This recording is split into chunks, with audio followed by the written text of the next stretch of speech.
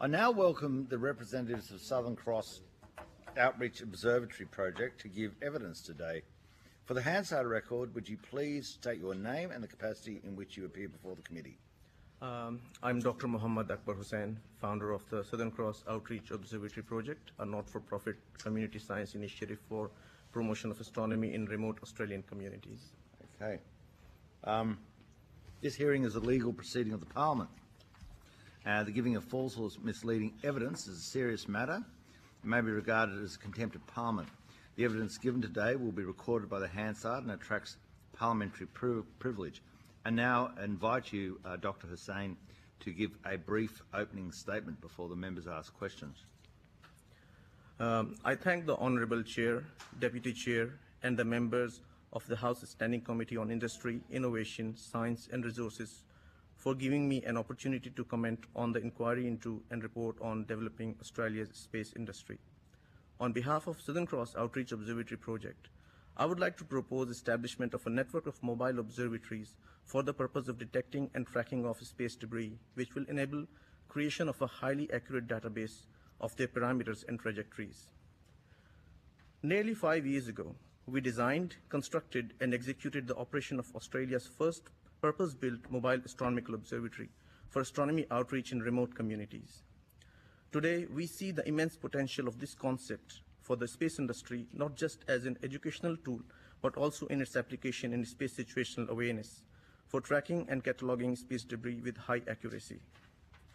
We aim to harness the untapped potential of vast Australian landscapes and its pristine, dark and clear skies to establish a network of mobile observatories throughout Australia that can rapidly deploy in remote locations with clear skies for observing space debris and create a database of highest precision.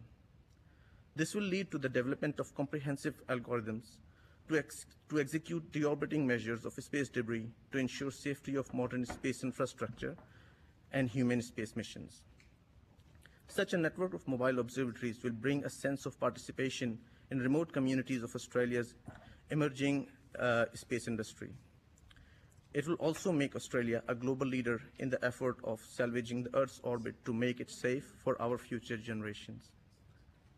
It will enhance Australia's role in global efforts in mitigating the space debris issue and will bring the world together to tackle a problem that affects us all equally. This will also create a sense and understanding in the world to reduce militarization of space. Space is big and common, and the only frontier that needs to be defended in space is the Earth's orbit itself to make it safe for our future generations. Thank you. Thank you very much, Dr. Hussain. It was just today that the Hewitt camera, which was used for tracking satellites, was installed at Tamworth in a facility that was partially funded by the Commonwealth. So it's an interesting thing. Now, I'm fascinated by this, and obviously coming from a place called Danglemar, which is completely dark. We're in a hill area, so we have a very good view of the sky because all other light, interrupting light is cut out of it, and you can go out there and watch. You watch stars. And just the other night, I was watching a big, orange streak of light go across, which I imagine was space junk falling because it was obviously it was a different colour. When you say there's a lot of it out there, can you just enlarge on that, just for the purpose of Hansard, for the fascination of others? What exactly do you mean? It's such a... How much do we need up there before there's a possibility that it starts running into one another? Well, at this moment, I think we don't know yet. But as more and more countries and companies are getting into the space industry, with every launch and deployment of satellite, there is going to be more junk in space, naturally, as part of the deployment. Secondly, as more junk is there, there's likelihood of collisions increases. It's estimated that the space debris greater than 10 centimeters in size numbers over 50 or 60,000, maybe even more. And the space debris, which is between 1 centimeter and 10 centimeters in size, is close to 1 million. Now, this is that debris which cannot be detected or tracked easily, and can still destroy a functioning satellite or even a human space mission if it comes across. So these is the type of debris that cannot be tracked easily, so it's always a constant threat. We don't know yet if we have reached the tipping point, but the Kessler syndrome, as they name it for this phenomena of cascading. So what's it called? Kessler syndrome. Can you spell that, please? Kessler. It's Yep. named after a NASA engineer, Donald Kessler, who first proposed this idea back in the 70s. Because that process is going to start very slowly, but as more and more debris will continue to form in Earth's orbit, that will exponentially escalate. Okay, I'm sort of this tangential questions, but I'm fascinated. Why is this space junk up there that's 1 centimetre and 2 centimetres wide? Has it already run into something and stayed in orbit? We sometimes hear news of a small chunk of paint or a small debris hitting and punching holes in the International Space Station. That's a common So they're already phenomenon. doing it? Yeah, they already do it. But they came to surface and got world attention in recent years when 2 satellites, I think one was belonging to the two communication satellites, ran into each other, like they just had a collision course, and that wasn't predicted, and that created a huge debris field, which every single piece is capable of hitting another satellite. They are already running into one another. Yeah, I think that was the Iridium company. And how many years before they naturally fall out of low or come to Earth? It is estimated that in the low Earth orbit, it may take up to 25 years, or at least 25 years, before they can deorbit. Also depends upon the solar activity, because the sun gets hotter and more active, the atmosphere expands, and that's only our only hope that the small chunk can then deorbit. But the space debris, which is higher than that, can take hundreds, even thousands of years before they get out of the orbit. Okay, I've got a lot more questions, but I shouldn't be asking Madam Deputy. Oh, actually, Madam Deputy Chair. I've just got one, Chair. Okay. if that helps. Sure. I'm just fascinating stuff. I'm just interested in where you see what you're describing. Should that be a private sector activity because it has the potential to be a business opportunity and then exporting business opportunity, or should that be something government is involved in? Why would the government be involved in that? And what you see as the relationship there for government. So there are a couple of reasons that I can think of. Firstly, Australia is perhaps the only largest piece of land with flat topography and clear skies and low light pollution that such a network of mobile observatories can be established, and that can make Australia a global leader in space situational awareness and mitigating of the debris problem. Second thing is the amount of extremely precise data that we can get through this network of mobile observatories can be used by our partners globally, space agencies and companies, at a cost that could sustain the operation of running such a network of mobile observatories. And these mobile observatories, of course, will be connected to each other in real time, actually turning the entire continent of Australia into a single giant I might instrument. just clarify, just because I want my colleagues to have an opportunity. I don't doubt the benefits and the strategic advantage of Australia. What is the government's role in this? Like, what are you saying do you want government investment?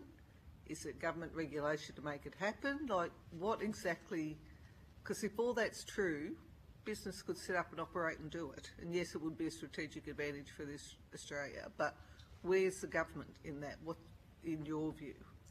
I think in my view, government can implement this idea as part of the initiatives for the Australian Space Agency and put some funding into it.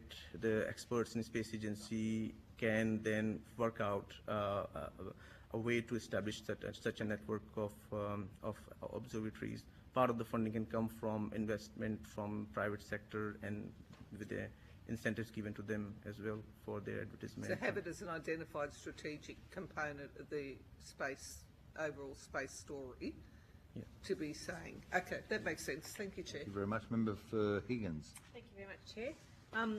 I can see, I think that even the members of the committee can see the excitement about such a sort of level of engagement with regard Overall space story to be saying. Okay, that makes sense. Thank you, Chair. Thank you very much. Member for Higgins. Thank you very much, Chair.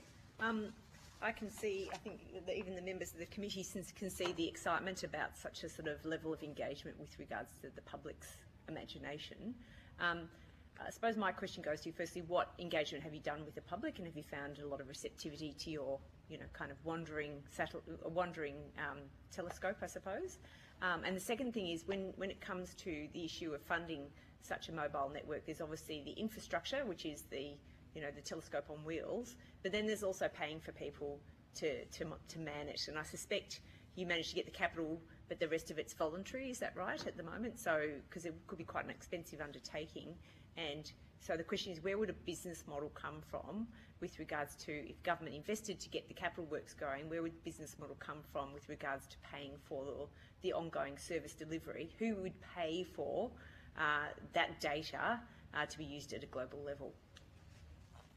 So should I answer the first question, or I think you asked two questions. Yes. Yeah. So the first question was, of course, we are an amateur group of astronomers who built Australia's first mobile observatory, and we tried to run the operation of this initiative within our daily lives, and sometimes it gets hard, but we do try our best, and the response of public was phenomenal, and we enjoyed that until this pandemic in 2020 when we had just to out of halt. interest, how much does one of these mobile telescopes cost?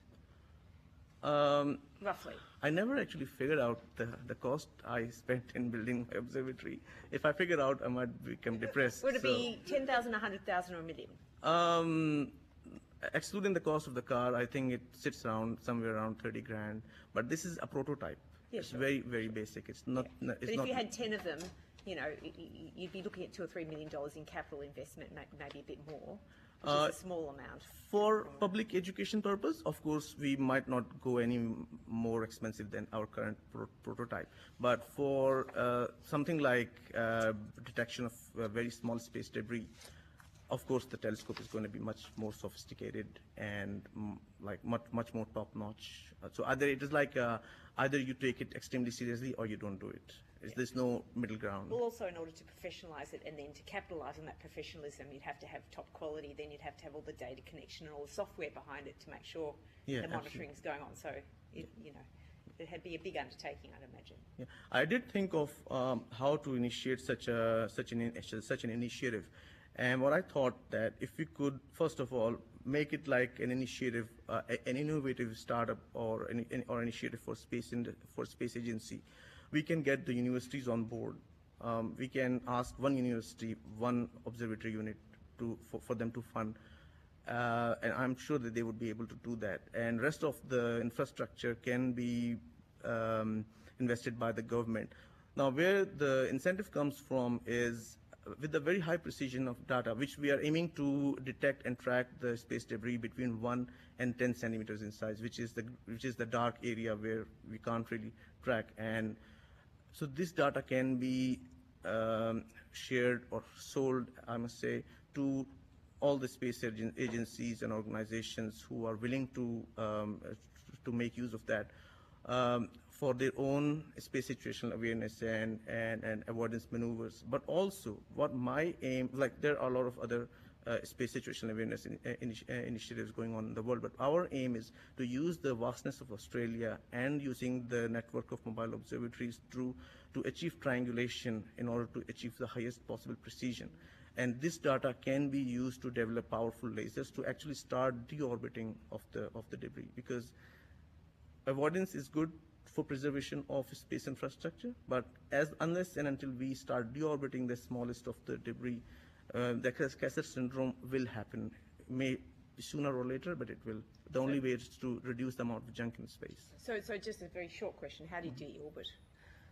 Well, I've been reading about the research on lasers, especially with the electro-optical system. They are perhaps researching on that.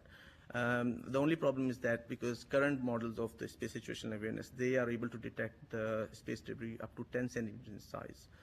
our network may be able to detect much smaller, and that becomes more practical to deorbit a smaller piece of debris with a laser than a bigger one, because what you're using is just a photon pressure, which is a very, very small amount of force. Using lasers to slow down the debris so that it burns up itself is the only safest way to deorbit. We can't just shoot space debris and make 10 debris out of one. That's just doesn't way it works. So in my view, slowing down with photon pressure of lasers is the only way, and what we need for that is extremely high precision data, which network of mobile observatories can provide. And one final question is, with the space debris, especially in the lower quadrant, obviously it's potentially damaging to space equipment. Is it damaging as it falls to people on the ground, so to speak? No, it will burn up. Yeah. Burns up Yeah, as it re-enters into our atmosphere. Burns Yeah, up. So it's not a danger to the population. No, not at all. Okay. As a paediatrician, you can give that assurance. Yes, absolutely, I can. Good stuff. Okay, member for Morton.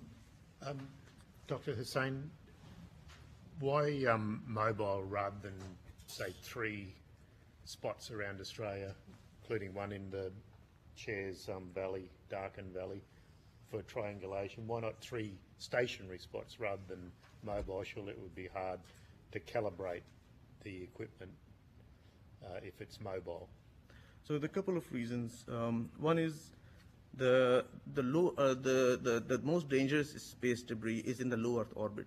So they are only visible from a small distance. You might not be able to see one piece of debris from 2 observatories a few thousand kilometers apart, So because they're very low. The current data has it at 10 centimeters. Did you say 10 10 centimeters or Okay, larger. So stationary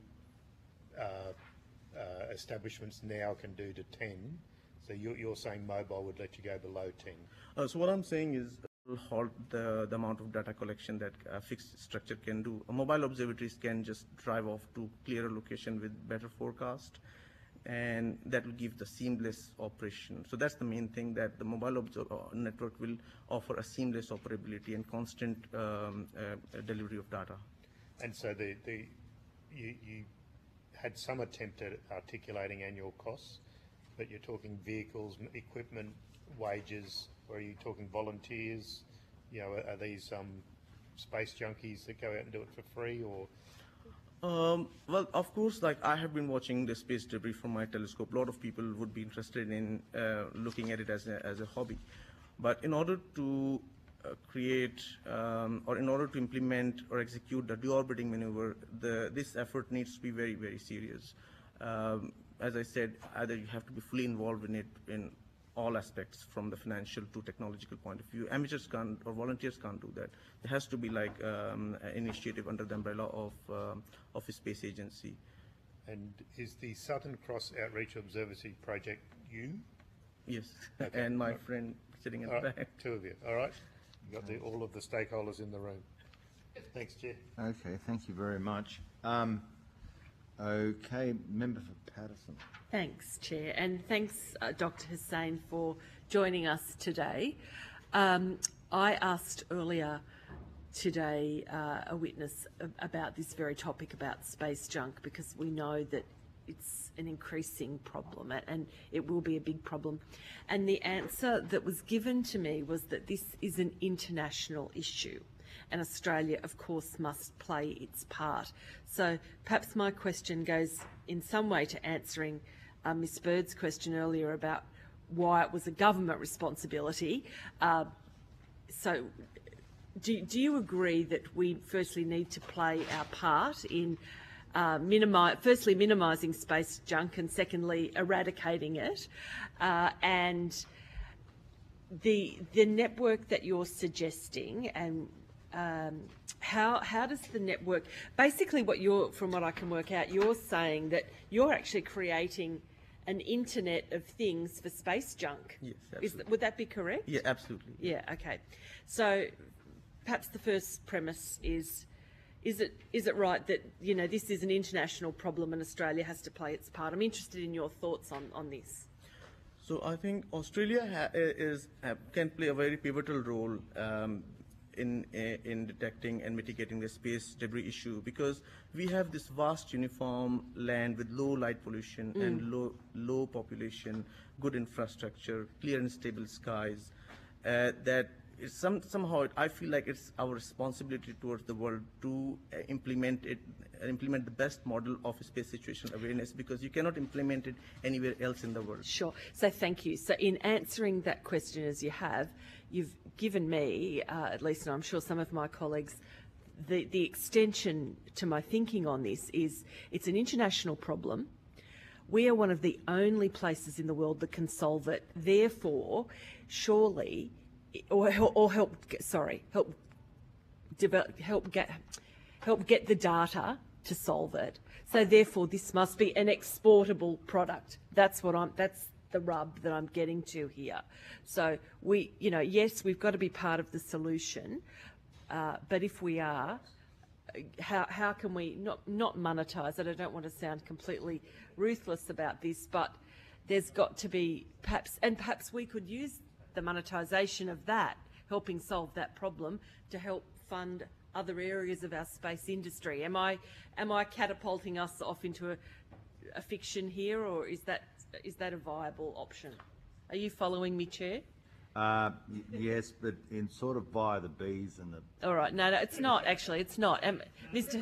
Dr. Hussain. It should be a government business. Yes. That's generating income, which would be a very unusual model. Like Or is the role for government to actually facilitate somebody establishing and producing such a business? A few days ago, someone asked me that why no other country has implemented our established network of mobile observatories, and I say because they can't. Yeah. Australia is the only place in the world. Like, you can't do it in Siberia. You can't do it in Sahara. I mean, Sahara has dry desert, but there's no infrastructure. And you can't do it in Europe because of light pollution. Australia ticks all the boxes of establishment of such a network, and there won't be any global competition in mitigating or in establishing the space situational awareness facility based on the network of mobile observatories. Australia is the only place, so there are no competitors. And plus, the precision of data will be unmatched. Perfect. Thank you. Okay. Rightio, well, thank you very much. That has been quite fascinating, Dr. Hussain. Thank you. And obviously, it's great to meet someone who, well, just obviously you've had a fascination. I'm kind of fascinated how you created this fascination. How does someone who's born in Pakistan, moves to Australia, a paediatrician, become so proficient in such another field? What drove you? Firstly, I actually left pediatrics profession. I'm a general practitioner in rural and remote medicine. So that is also again the reason is the access to clear skies. Second thing is I'm also a Swinburne graduate in astronomy. I graduated in astronomy in 2018 and also completed a course in space industry, space applications in Australian context from Swinburne University in 2019. I was recently top 10 finalist in designing an engineering model of a city on Mars. And actually my design is so sophisticated that I have already applied for patent for that design, a US patent, and we're just waiting for it to be approved. I have also launched a startup company, Marine Design, for engineering and innovative solutions for human habitation on Mars, with two geniuses. One is an engineering genius in Melbourne, and one is a business and administrative genius in Pakistan. So we've got a team of three. We're very positive on that as well. So yeah. So you have no sports or hobbies? So my colleagues say that you are working in general practice as a hobby. I said, no, that's not true. I'm as passionate in medicine as I am in space. Well, that's great. That's really good. So anyway, thank you for coming today, Dr. Hussain. If you have been asked to provide any additional information, please forward it to the Secretary by 26th of March 2021. You'll be sent a copy of the transcript of your evidence, and we'll have the opportunity to request corrections to transcription errors. Thank you very much for your attendance, Dr. Hussain. I'd like the members and the witnesses, I'd like to thank them for their time today. I'd also like the committee to be aware that we are walking around the corner at 10 to, we've got to be there at 4, so